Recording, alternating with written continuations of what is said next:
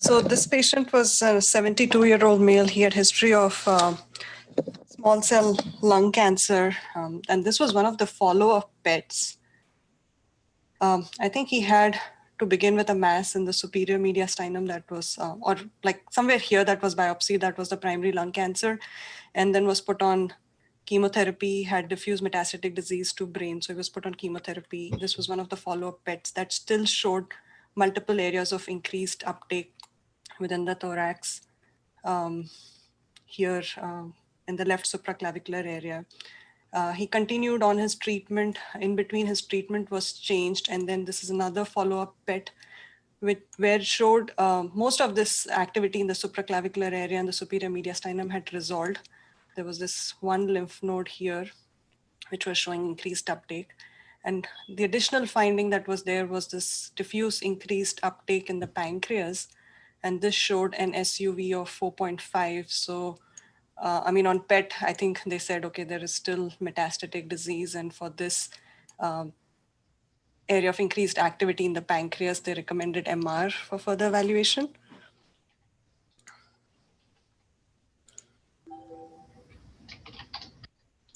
Just give me a second. Okay, so these are the MR images. An axial haste. So nothing obvious in the pancreas, nothing focal. This is the post-contrast, which has motion artifact, but we can still see that there is no focal abnormality in the pancreas, no ductal dilatation, diffusion, not really remarkable or impressive. So any thoughts on what this could be or what should we be thinking of? So we have Aarti says IgG4. IgG4, and I concur. It has that sausage-like appearance on T2, and we don't see the duct very well. Yes, so that's exactly what my thought was, that is this something IgG4 related inflammation in the pancreas, sausage-shaped pancreas. I mean, on T2, we can see that there's loss of that feathery outline of the pancreas, effacement of that lobulations. And then I was just like, there has to be some correlation between this didn't look like just simple, straightforward IgG4. This patient had significant history of lung cancer, was treated. So I looked into his medication chart. So he was on one of the immunotherapies, Nivolumab. And I did a quick Google search of like Nivolumab and autoimmune pancreatitis and came up with this. There are like a couple case reports which have described this Nivolumab-induced pancreatitis. It's an immune-related adverse event.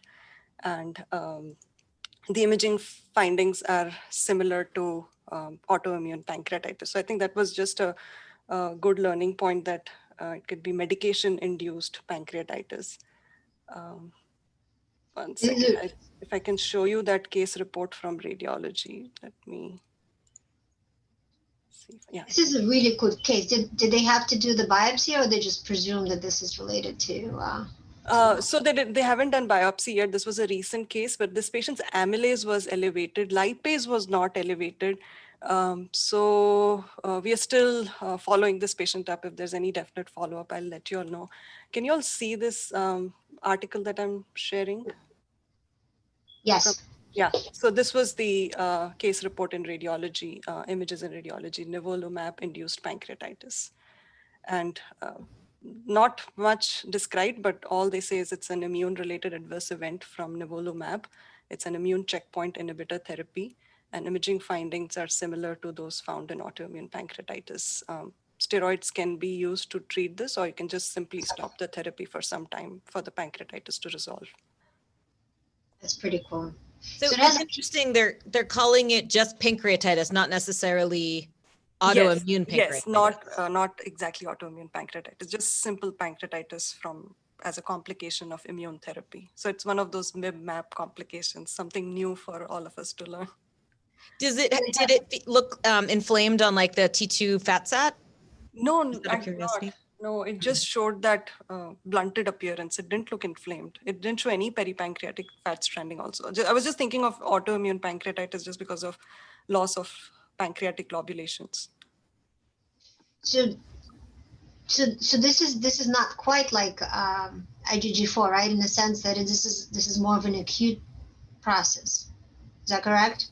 Yes, so I was trying to look for some case reports. Actually, that's not clear that there was one case report which said that this is IgG4 related inflammation that happens in patients who are on immunotherapy. And there was other paper that said that these two are different. IgG4 is different. So I think there's still scope for research on this topic, like exactly how this happens.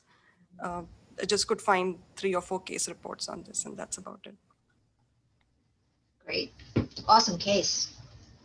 Thank you. Do you want to show the second one? Yeah, the second one is more a companion case. Let me share my screen again.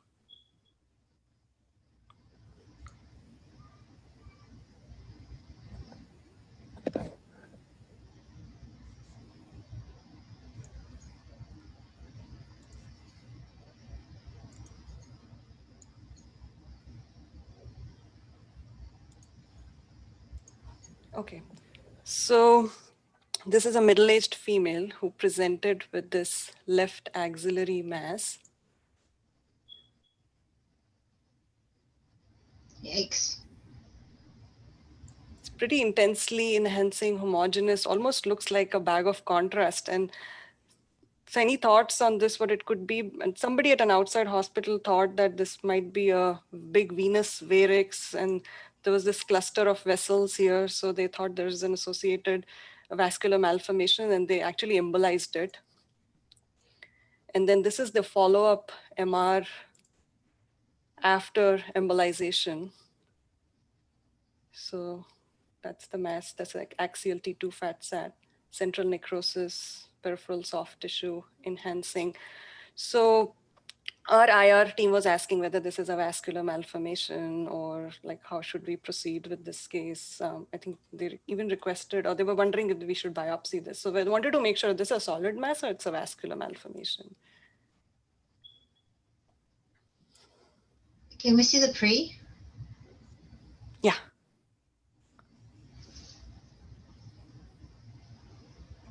The pre-contrast MR. These images? Yeah, the only pre that I I've think she put wants here the is T1 pre. T1 pre. Okay, you want to look at the T1 pre.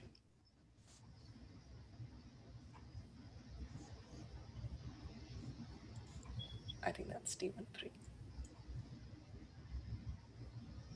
Gitanjali, I was thinking about a myxosarcoma because of the ones I presented recently that were like T2 bright with enhancement. Yeah, it looks like an enhancing mass. Yeah, so this was actually, this is Castleman's disease. So this was a big lymph node, and it was so vascular, and it is actually, these lymph nodes are very vascular. So you can have those, like the the arteries and veins that are supplying this lymph node get enlarged, and they start looking like a cluster of like, or people may think that that's maybe a vascular malformation. So they embolized it. So now it's centrally necrotic, but it still has that shape of a big enlarged lymph node, like probably if you can all get convinced with this image.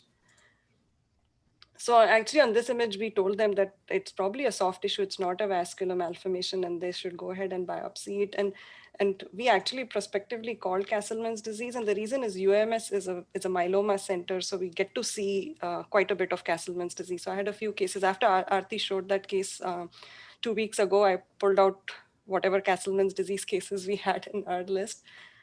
So this was just a giant enlarged hypervascular lymph node that they embolized. It's now showing central necrosis, but it still has that shape of bean shaped of a lymph node. So yeah, this was... I didn't know that Castleman's is related to myeloma. Is that what you were just saying? Yeah, because Castleman's is, if you read the couple types, it's actually, I'll pull up a present. I mean, just put in a few important points about Castleman's disease. So it's a lymphoproliferative disorder. It's a non-neoplastic lymphadenopathy. The subtypes are hyaline vascular and plasma cell, and that's where the relationship with myeloma is. And it can be HHV associated Castleman's disease, which is more seen in immunocompromised patients who have HIV. And as you said last time, it could be unicentric or multicentric. I think it's the name that is, I think, very suggestive. Like if I see a case and if I can put it with this description of angiofollicular lymph node hyperplasia or a giant lymph node hyperplasia. So if you have a solitary enlarged hyperenhancing lymph node, that's when we should consider Castleman's disease. And hyaline vascular is the more common one. 90% of the Castleman's disease are hyaline vascular. More often seen in young adults, 3rd to 4th decades, and 90% of them are going to be unicentric. So all we're going to see is just single enlarged hypervascular lymph node. I think the clue to diagnosis is to identify that shape of the lymph node, bean shaped. And it's usually asymptomatic, as a benign course. Some people, like if it's not symptomatic, you can just leave it, or if it's bothersome, they just do a surgical resection of that single enlarged lymph node. Whereas this multicentric form is slightly more aggressive, seen in more older age group. This has association. It's composed of plasma cells on histopath, presents with systemic manifestations, and it's also associated with Poyam syndrome, which is also one of the subtypes of myeloma disease. So the treatment is same like myeloma. I think that's why they come to myeloma centers, because they have these, there's some role of interleukin-6 in the pathophysiology. IL-6 is elevated in these patients, and they're the patients with more multicentric and more systemic and aggressive disease are usually treated with anti-IL-6 receptor therapy. Rituximab is one of the drugs that's used for treatment of this condition, and anti-CD20 antibody therapy is used for this. So yeah, that's the relationship with myeloma. So just a few more cases. Gitanjali, quick question before you move on that one. Would you have suspected Castleman's when you saw that first exam? Because that one didn't really. Yeah, that one didn't have the shape of, probably not. That one we were like, okay, homogeneous enhancing mass, but that was an outside CT that we didn't read. We read the MR, which was done after embolization and had that central necrosis, and told our IR guys to biopsy the periphery of that lesion.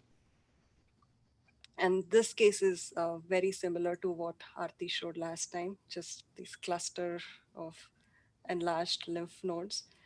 And this case and the case that Aarti showed had so much similarity that I was wondering, is there some predilection for these lymph nodes to be on the left side and all along the aortoiliac chain? But just very uniform, homogeneously and enhancement is very close to vascular enhancement on these cases. So this was the multicentric or the diffuse form, but not all cases are like that.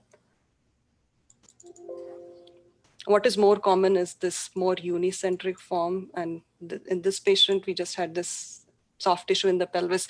Here, the differentials can be broad. I don't think we can give a prospective diagnosis of Castleman's disease. I mean, it could definitely be a desmoid.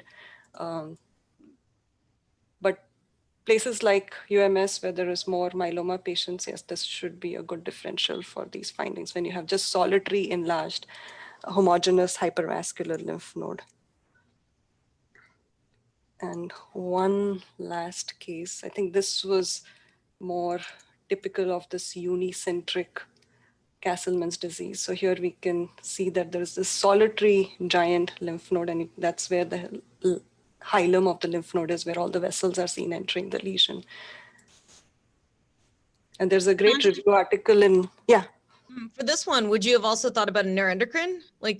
Yes, that's a valid differential because these are hyper enhancing. I think the clue to the diagnosis is the shape and more homogeneity within the lesion. And if you can identify the hilum of the lymph node, that also is really helpful. And I was talking about that article, and there's a great article in Radiographics, a review article, Castleman disease, the great mimic. And most of the images are like very similar to the cases that I showed now. Okay, I think that's all I had. Great job.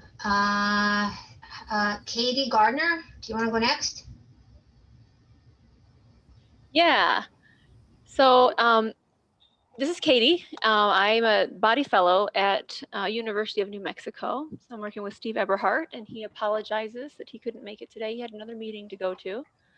Hi, I've been watching as much as I can, and I'm happy that I can finally show a case. So here I ended up reading the follow-up MRI to this case. because on the prior CT, we had measured this mass in the left hepatic lobe. And I'm wondering what are your thoughts on this case? Veno-venous fistula. Oh. There's a little fat there. Do you have another phase or no? So no, but A splenosis. yeah, so that's kind of what's missing here is the spleen, and in this splenic fossa, there's all these little splenules, and really interesting. This it almost looks like it's outside of the liver somehow, like it's on the it's like on the capsular. It's not quite in the parenchyma, but maybe it is. But yes, this is splenosis, which was mimicking a mass in the left hepatic lobe. Here, I'll go over to the MR. We need to add this Katie, can you to show SAR us unknown panel. Yeah, Katie, can you show us to the coronal too? Absolutely, yeah. Sometimes that helps if you someone else is Oh, asking. there's an MR there, yeah. Let me just show you. Let me find the coronal abdomen here. Here we go. Coming over back to the coronal. Okay, here, a rounded mass, kind of a rounded lesion under the diaphragm. That's interesting because even there, it actually it's pushing on the liver so much that it's unclear. Yeah, if it's on top. Like sometimes it actually has those more obtuse angles. Uh-huh. You can see that it's not in the liver, but it's almost contiguous with something in the liver. Yeah, it's fascinating. I just love this case. And then here's another one down here, and really neat. Let me come on over here to show you the MR. So there's a couple things going on with this patient. They've got iron overload as well. So that kind of confuses us a tiny bit, but we notice that the splenules and the splenic tissue here in the liver are doing the same thing on all the sequences.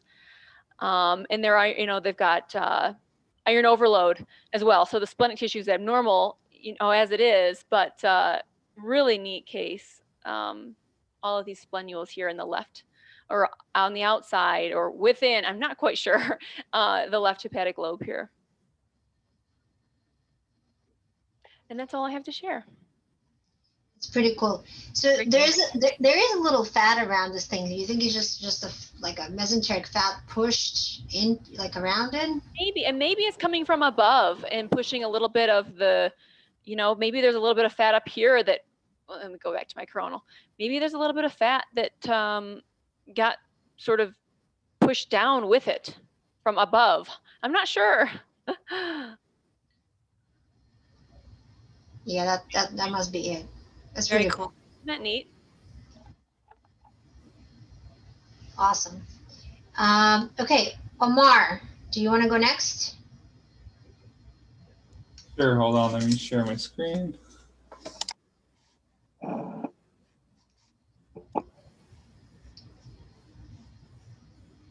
That's uterus. Okay, hold on. There we go. So I'm Omar. For those who don't know me, I'm a body fellow at Emory.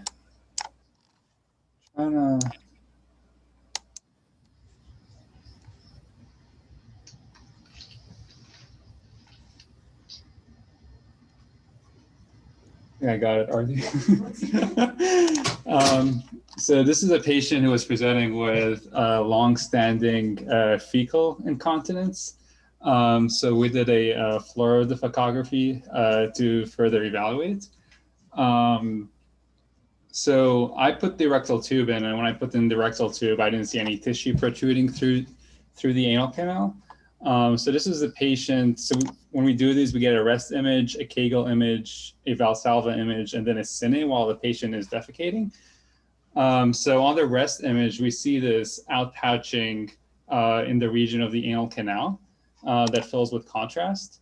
And then this, when I asked the patient to Valsalva, before I asked her to evacuate, she couldn't hold the contrast and she spilled most of the contrast here. And we see some retained contrast within the pouch. So this is a case of rectal prolapse. which is on the spectrum of rectal intussusception. At rest, the collection was within the anal canal, so that technically would be a intra-anal rectal intussusception, but we can see as she valsalvas, portion of this pouch protrudes extra-anally, and that's diagnostic of rectal prolapse. And then just to, again here, post-evacuation, you can see some retained contrast within the prolapsed rectum. And then just to go over the different types of rectal intussusception. So this image here, you can see the rectum over here, and this is a normal rectum at rest. So it can be divided, rectal intussusception can be divided into two types, partial thickness and full thickness of the rectal wall. So with partial thickness rectal intussusception, you usually just see indentations of the rectum on both sides of on both the anterior and posterior rectal wall. This is a paper that has shows partial thickness rectal intussusception, and I wish the arrows weren't there, but supposedly there's some indentation of the rectal wall on both sides here. But then when you have full thickness rectal intussusception, it's divided into three types. You can have full thickness intrarectal intussusception, intraanal, and then extraanal. And when you have that most severe extraanal type, that's when it's termed rectal prolapse, which is what we have here on the fluoro. And then just as a correlate case, we do MR defecographies here too.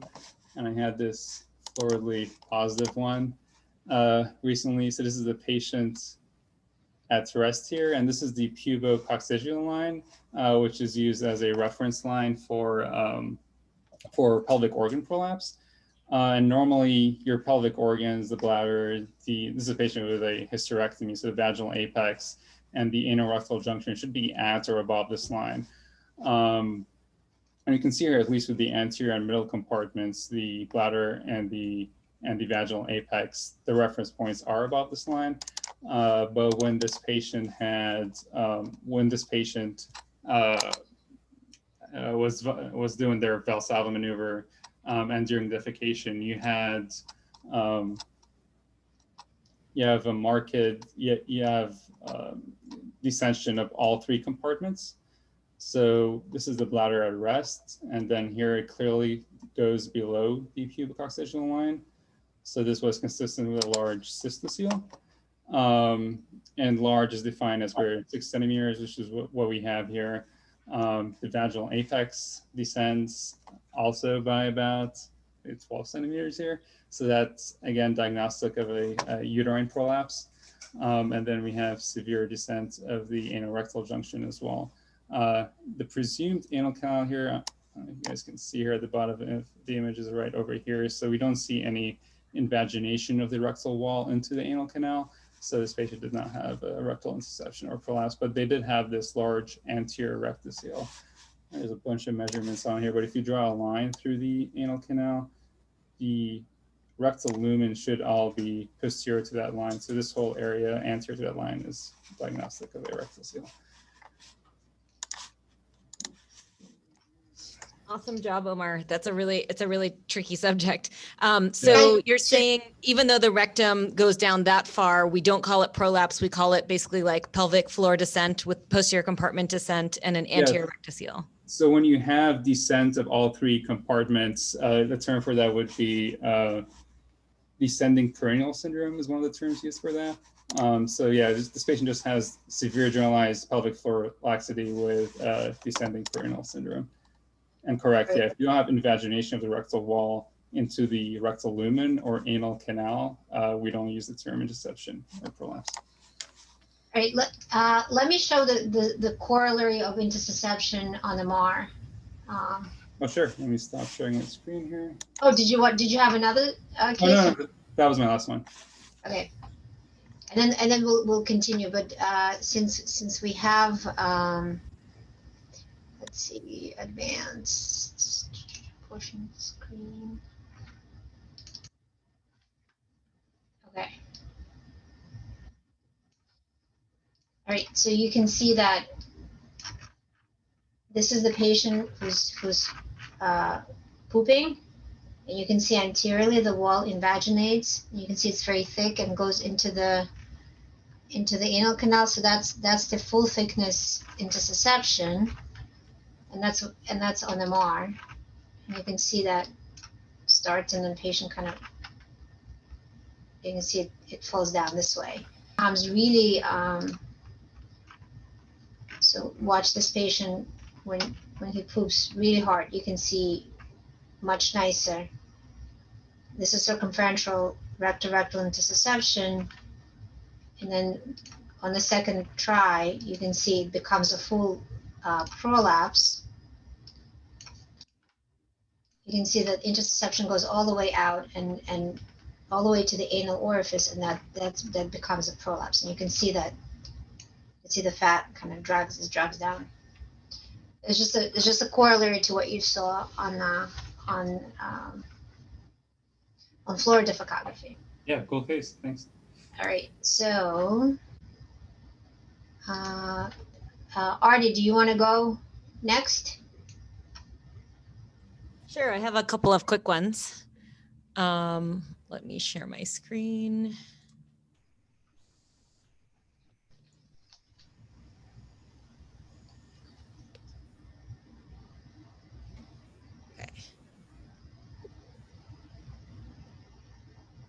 Okay.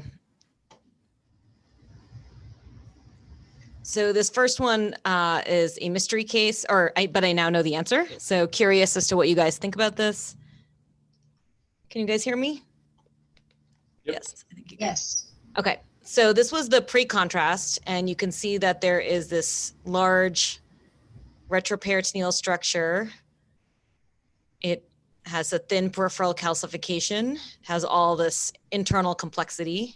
Teratoma. Good thought. So Gitanjali is asking, saying teratoma. And so it has all this internal stuff. And then the calcification actually has a break in it medially here. And we were, it was kind of like, there's a thick kind of soft tissue component that's around multiple parts of it, but especially in that part where the calcification breaks. But I will tell you, between the pre and the post contrast, these things were not enhancing. So they did not change in Hounsfield units between the pre and the post. So it's very complex. It's measuring 36 on both. Even this part here where it was breaking through was not necessarily enhancing. So any other thoughts? Do you have a coronal? Yep. And someone's asking about adrenal hemorrhage. Good. We could not see the adrenal gland, I think, separately, but I'm gonna go look for it again. But this is the coronal. Pushing the kidney. Does that come from adrenal? Let me go back and look. I think, sorry, now that I know the answer, I've forgotten what we initially were thinking, but I actually thought that it was not the adrenal and that I could see the adrenal. I actually thought, I have another CT, but I thought the adrenal was actually squished right here. Let me show you.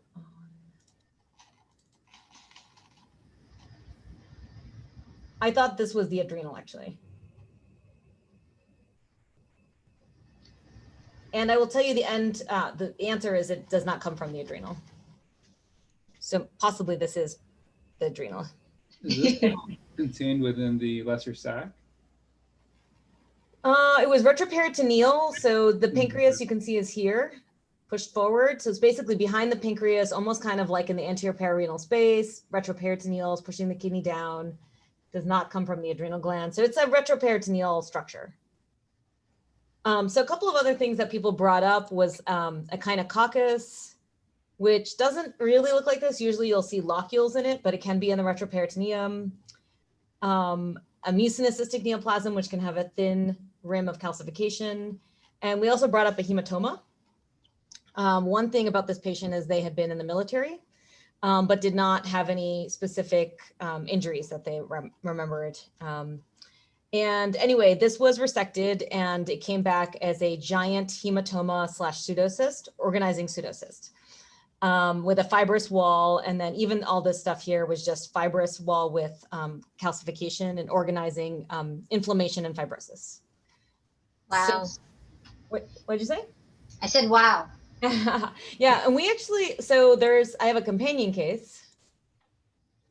This patient had you can see this abdominal wall mass, and there was a bullet, and they had been shot 20 years ago, and they basically had this enlarging mass in their abdominal wall affiliated with that bullet. And you can see it also has like locules off to the side of it. We had an MRI. It was very fluid filled.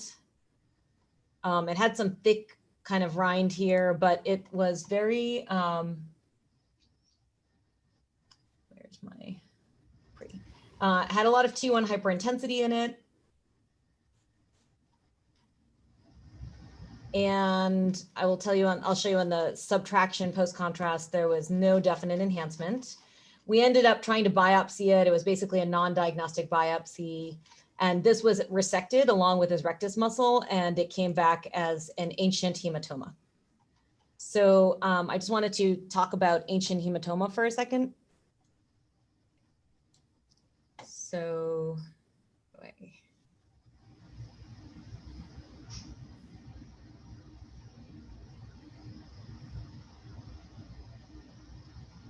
sorry.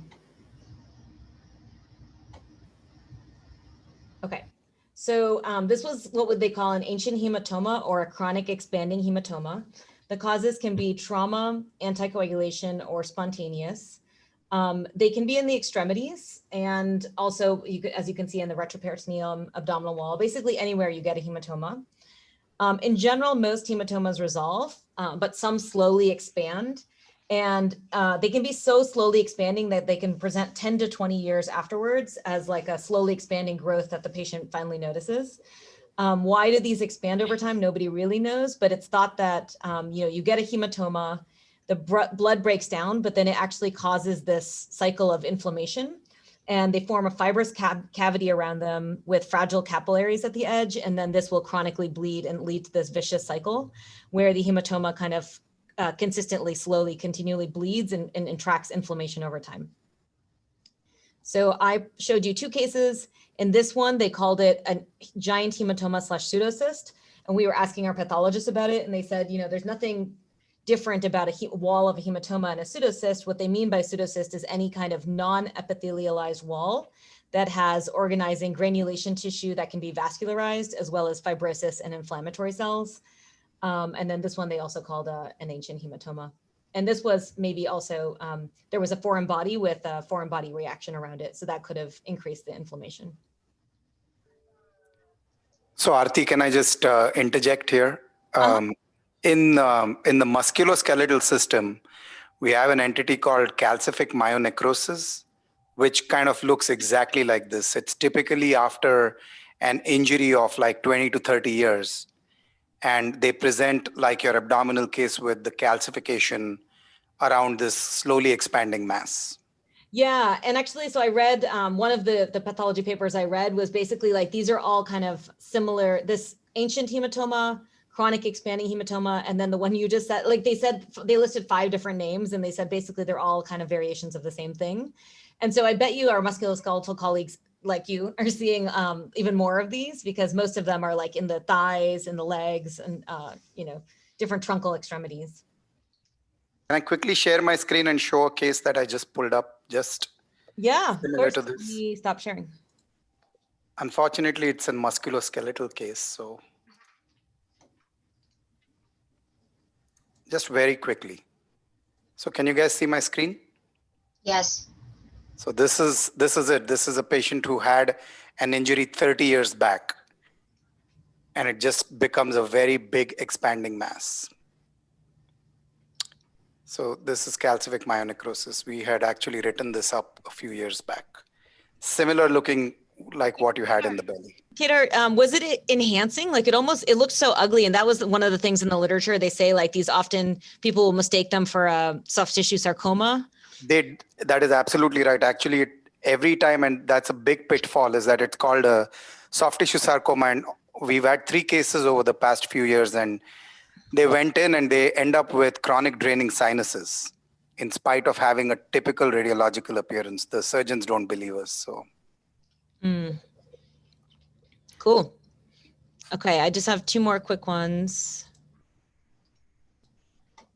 Okay, this is my next one. So this is focusing on the gallbladder. So this was a patient with right upper quadrant pain. They had this kind of gallbladder. What do you guys think? Acute pain, you said? They do have right upper quadrant pain. Is there a focus of free air? No, I think that was just the colon next to it.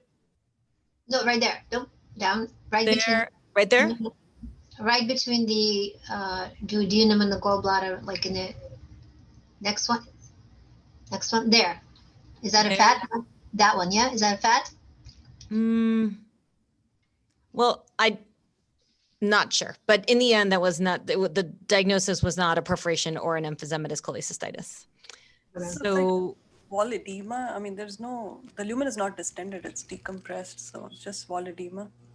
exactly. So when I saw this, I said like, okay, there's wall edema. The wall is kind of very hyper enhancing, but the lumen is not distended. So this is probably not acute cholecystitis.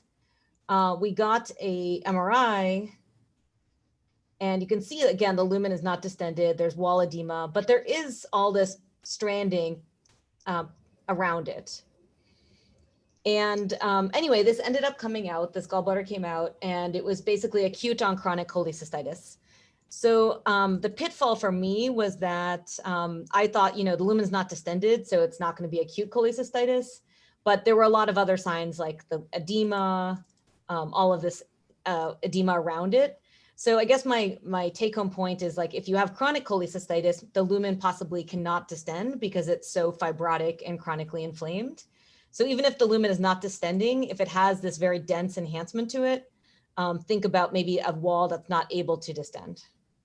Right. So I say that to our residents all the time. I don't know if we have more chronic cholecystitis in the Bronx than you guys have, but a good chunk of our patients does not have distended gallbladder, and they have underlying chronic cholecystitis, and they just don't distend much. But so I always tell the residents, if everything else works for acute cholecystitis, but it's just not distended, that's okay.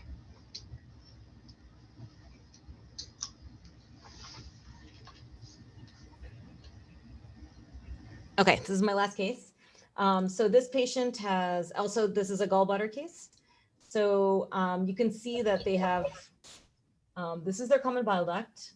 This is their proximal gallbladder, or this is their gallbladder with a stone. And then this is another part of the gallbladder, or possibly a second gallbladder. And then they have this at the fundus of their gallbladder. And we thought that maybe that was a cystic duct there. And then maybe there was a second cystic duct here. Or any other thoughts about this case? Can we see coronal? Yes. Adenomyomatosis, where you have that mid-body constriction. Yeah, exactly. So actually the coronal is the key here. So this is the proximal gallbladder. It's all distended with a stone, but looks like pretty good normal bile. And then this is the ring of adenomyomatosis at the waist of the gallbladder. And then this is the distal gallbladder that has a more hyperconcentrated bile, more gallstones. And then at the fundus, we've got our classic fundal adenomyomatosis with that rosary bead sign. So this was just a acute case where we had both the hourglass gallbladder with a ring of adenomyomatosis at the mid part that you could see nicely on the coronal, this part here. And then also we had the fundal adenomyomatosis. So just told a couple of things from literature just to show you. So this, whenever you see like, this is what we call the hourglass gallbladder. So it looks like you have 2 gallbladders, but you've got this waist in the middle. This is what it can look like on ultrasound. And then these are kind of the different forms of adenomyomatosis. So you can have segmental, this is the one that creates that hourglass gallbladder, fundal, which is kind of very classic. And then you can have like very diffuse. And then this is my consult case. So basically the patient had an HCC. I'm not going to show you. This is the this was the EVIS 20-minute, and it was enhancing, but our arterial phase was horrible. So I'll just show you that it was very much not retaining on EVIS. And then the patient underwent a Y90. And this was the post Y90 scan. And they have these collateral vessels back here that were not there pre-Y90. So we don't feel like these were parasitized vessels that were originally feeding the HCC, but it seems like they developed collateral vessels now that we only see on the delayed imaging. So I guess my question is for the group, do you think that these collateral vessels developed because of like a reaction to the Y90? Have you seen this before? I'm thinking of that. I can't recall seeing it, but I presume that some of the small vessels may have been, obstructed during Y90 and they just filled. Yeah. Possible, like it looks like there were some vessels there, right? I know, actually, now that I'm looking at it in retrospect, but they definitely weren't as prominent. Right. So I assume that some of the smaller collaterals may have been closed off by Y90, and then now there's more shunting through those vessels. Okay. You don't think it's like suggestion of a recruitment with like residual tumor or anything like that, right? I think so, because look how nicely it's dead. It's Yeah. a really nice Y90 response. Yeah. So Aarti, why did they choose Y90 for such a small tumor? I don't know in this case. They do a lot of ablation here as well. It might have been because it was so high at the dome. Gotcha. Yeah. Okay. Nelly, do you want to go next? Nelly? Okay.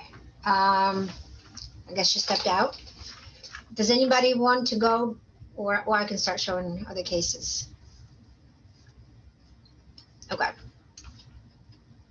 Let's just bring up the. Sorry, I'm on the phone with the ER right now, so I'll get back to you in a sec. Okay, so just tell me when you're ready to go, and I'll just let you share the screen. Okay, thanks. Okay.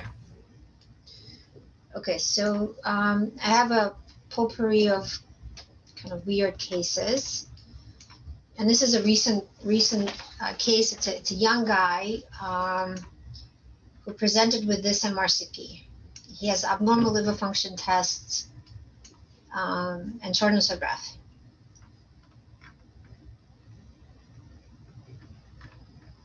Any thoughts? I have a theory, but I want the fellows to chime in. PSC, IgG4, or maybe HIV, cholangiopathy. Right. So, oh God, starting again. Right. So that's what I thought. And I don't know. I don't think this is a case that you can possibly get, preemptively. But Lord have mercy. It's starting to give me the error before. What do you think here? It's extensive lymphadenopathy. Right. Yeah, lymphoma. Sarcoid. Yeah. Sarcoid? Sarcoid. Great. Right. So, and look at these lymph nodes also. So such huge lymph nodes, not super typical for PSC. So this patient had just tremendous lymphadenopathy. Well, tremendous, pretty prominent lymphadenopathy, and then pretty bad lymphadenopathy in the thorax. So they did the biopsy, and this is sarcoid. They saw no evidence of PSC on the good biopsy sample, but the liver was full of what do you call them, of non-necrotizing granulomas. So there are some case reports of the patients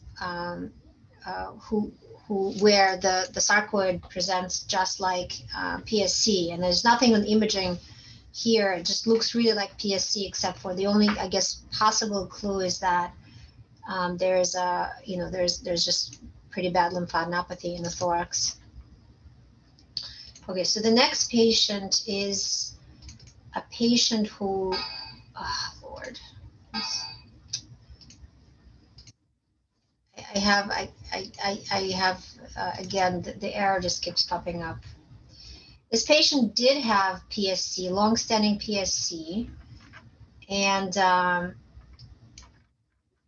you can see it here. This is his PS MRCP, and he also had ulcerative colitis, and you can see here that the patient developed this lesion in the common bile duct right there. And you can see the same finding on the axion. So any thoughts? Right there.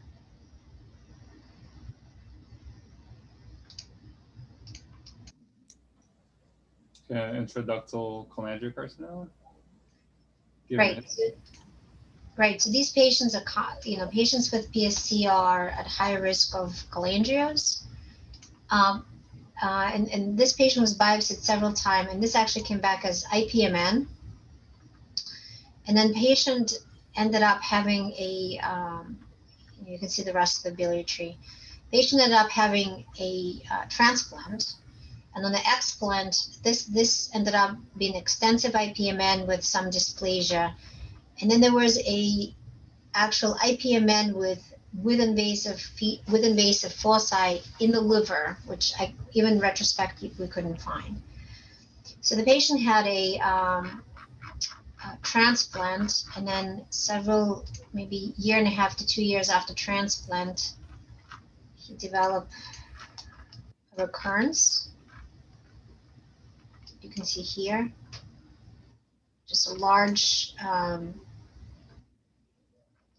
feeling defect, and this was the common bile duct, which stayed after the transplant, and this turned into an invasive cholangio eventually, and unfortunately, the patient passed away.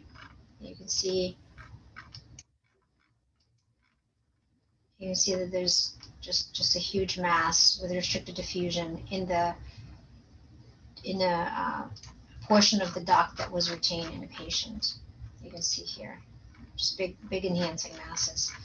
And again, these initially started out as just being IPMNs, and then eventually turned into invasive cancer. So Victoria, did that patient originally get the transplant for the biliary lesion? Shouldn't have gotten a hepatico J and take out the whole duct? No, he got liver transplant for just bad PSC. So they several times biopsied to make sure that there was no cholangio prior to the transplant. They biopsied the common bile duct, and so when they were satisfied that they didn't have the frank neoplasm on path, the patient had a transplant. On the explant, there was a foci of invasion, but somewhere like in the dome of the liver, which we couldn't see on imaging. And then eventually he recurred. Victoria, we had a really similar case where we had like an enlarging cystic thing in the liver, and we kept biopsying it, kept coming back negative. And they said he got a transplant and it turned out to be an IPNB. So I think it was similarly very difficult to diagnose ahead of time. And then at some point we just kind of were like, well, maybe it's just an abscess. Patients should get benefit of the doubt. And I think they can be very tricky to diagnose ahead of time or biopsy. Yeah, we had several cases of PSC patients where on imaging it looked like a mass, and I'd say there's a mass, and they would keep biopsying it, and the biopsy would come back as either not non-specific or some atypical cells, and they would transplant the patient. And their attitude is, transplant is the best thing that can, that can save the patient. And since, we did due diligence pre-transplant to prove that there is no cancer, it was okay. So we have a couple of patients like that as well. All right, next patient. Nellie, are you back? Okay, not yet. Okay, so this is a. Actually, oh, sorry, that's fine. Go ahead. You back? You back? Yeah, I can try now. Okay, go ahead. Let me see if I can. It's a consult. It's not really it's just a consult. Sort of curious to know what you guys think. Let me see if I can share my screen. Sure, there's no PHI. Okay. Can you see my screen? Yes. Yes. Okay. Let me see. Hold on. Just make sure. So this is a patient with colorectal cancer. It's a pre-TVAR CT planning. All the prior imaging were in the chest. So this one is the imaging that we have in the system. We don't have any prior abdomen pelvis, but we have reports from outside hospitals. So the consult was regarding this finding at the hepatic capsule, and we have differences of opinion. And our discussion was that we should ask this group and come to a group consensus. So I thought that there was capsular disruption, like the tumor was invading and extending beyond the capsule, and there's a little bit of free subdiaphragmatic free fluid, and I don't know. What do you guys think? This seems like it's maybe, I don't know. What do you guys think? Has the patient been treated? Like these are known colorectal liver mets you were saying? Yeah, known colorectal met. I think the patient's on chemo or something like that. I think the patient is on treatment or. I mean, my thought is that there's capsular retraction secondary to being treated. And if it's soft tissue up there, that's different. But if it's just fluid next to it, the fluid can get trapped in that potential space. Can you scroll to the axial, Nellie, too? Yes. So can you make it a little bit less like zoomed? Okay, zoom out. Not zoom, just make it less contrasty. Oh, less contrasty. Okay. There you go. Thank you. Is that better? Yeah.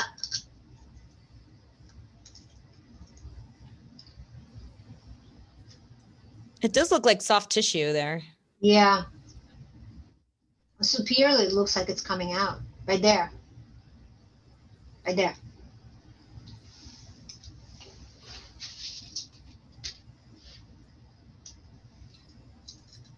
Nilly, was it getting smaller? The actual You don't have intrahepatic part? Okay. Is that what you're saying? If it's getting smaller? So the only prior that we have is this CT chest. It's like a PA protocol.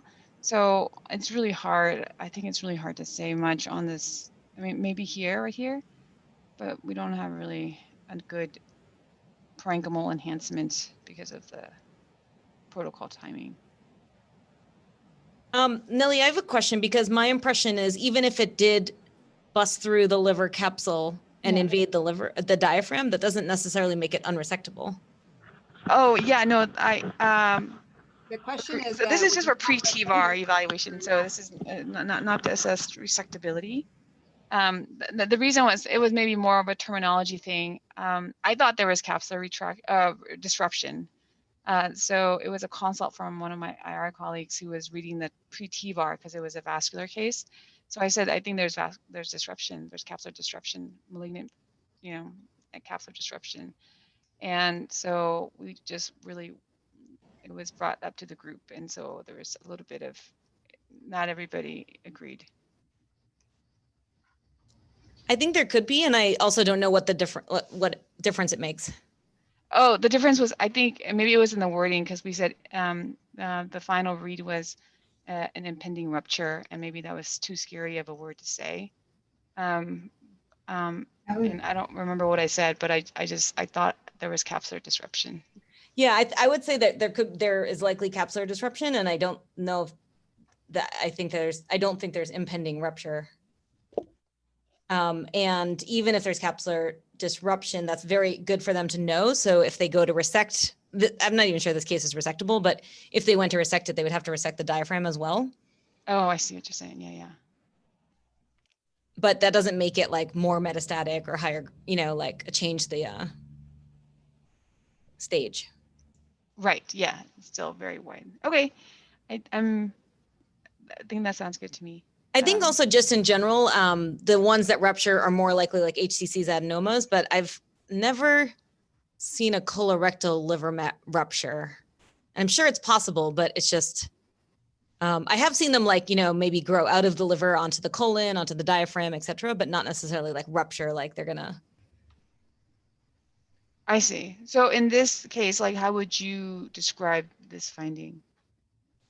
I would say it seems to be extending beyond the liver capsule and possibly invading the diaphragm. Okay. So that if they have to go to resect it, they will resect the I know diaphragm that as it's well. advanced. Gotcha. Okay. Okay, sounds good. Thank you. Okay, so we are 3 minutes before an hour. I think we can stop here. Or does anybody have a 3-minute case to share? Okay. Aarti, you agree with stopping? Yeah, we can save your cases for next time and let's do. Yeah, no, because it just keeps crashing. I'm hoping that next week hopefully I'll be on a different computer. Okay, cool. Okay, have a good week, guys. See ya. Have a good week, everybody. Thanks all. Everyone.